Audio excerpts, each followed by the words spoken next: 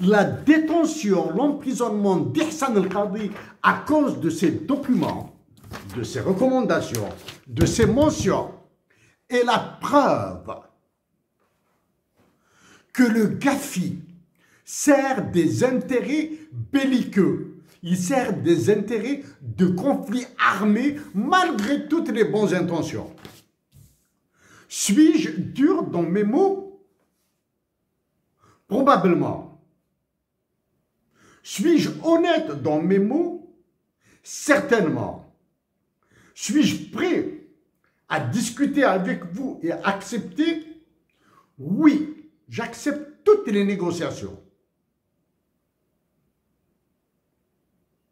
Et il n'y aura aucune ligne rouge. Tous les sujets que vous voulez que nous abordions ensemble, nous le ferons. Mais le joyau, le noyau, le diamant, le Graal, c'est la dignité des hommes algériens, c'est la dignité des femmes algériennes, c'est la dignité de la nation algérienne. Et maintenant, je profite pour le redire et le dire que la libération d'Ihsan el-Qadi, victime de ça, est une condition sine qua non. Serais-je satisfait si Ihsan el-Qadi est libéré de prison? Certainement, c'est mon frère. Serais-je satisfait si Ihsan el-Qadi et tous les autres détenus sont libérés de prison? Certainement, ce sont mes compatriotes. Serais-je satisfait si Ihsan el-Qadi et tous les détenus politiques sont libérés de prison et dédommagés, vous l'avez écrit,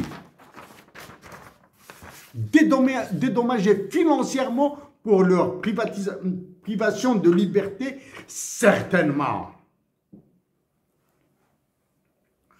Monsieur Mathias Corman, secrétaire général de l'OCDE, Madame Elisa de Onda Madrazo, présidente du GAFI, natif du Mexique, mexicaine. Les trafics, tous les crimes transnationaux qui se produisent en Afrique se produisent au Mexique. Est-ce que l'Algérie a les moyens des États-Unis d'Amérique? Est-ce que l'Algérie a les moyens de l'Union européenne? Est-ce que l'Algérie a les moyens de la Chine et de la Russie? Votre réponse à ces questions nous aidera énormément à avancer.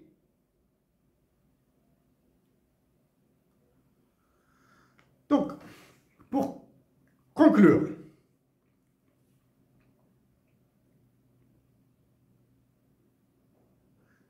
l'OCDE, le GAFI, le FMI, la Banque mondiale, l'ONU, son Conseil de sécurité, le Club de Paris, le Club de Londres, d'autres puissances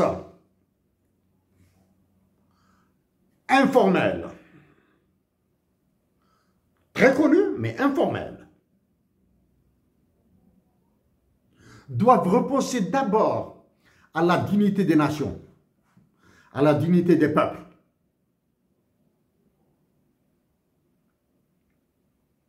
Vous le dites, en continuant dans cette démarche de résistance à l'atroce souffrance que lui fait subir l'état-major de l'armée et prétendument celui qui est parti au Caire pour parler du problème du Soudan et de Libye alors que l'Algérie brûle au Mali et au Niger et avec le Maroc,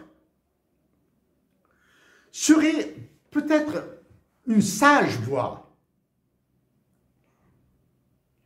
pour la paix, sera une sage voie pour la coopération. Messieurs, à vous, mesdames et messieurs, Emmanuel Macron a décidé de ravager l'Algérie. Et les ravages que fera Emmanuel Macron en Algérie seront très utiles pour d'autres puissances.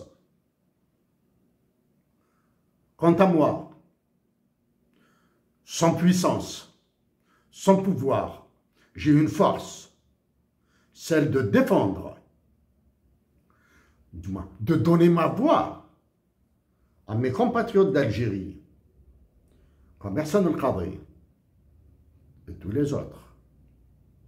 Je donnerai ma voix probablement moins forte que celle de Lounas Mahtoub.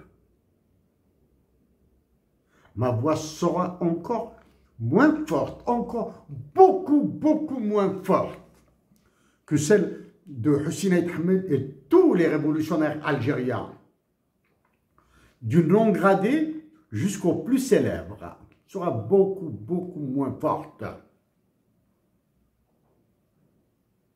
Mais ils l'entendront. Respectueusement à vous tous. Merci.